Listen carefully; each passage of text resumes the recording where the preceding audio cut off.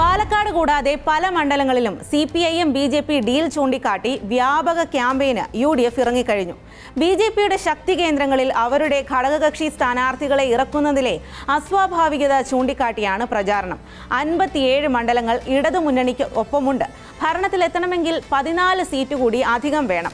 ഇതിനായി UDFിൽ നിന്ന് പിടിച്ചെടുക്കാൻ കഴിയുന്ന 40 മണ്ഡലങ്ങൾ നിശ്ചയിച്ചുള്ള അടവ് നയങ്ങളും പ്രവർത്തനങ്ങളുമായി മുന്നോട്ടു പോവുകയാണ് മുന്നണി.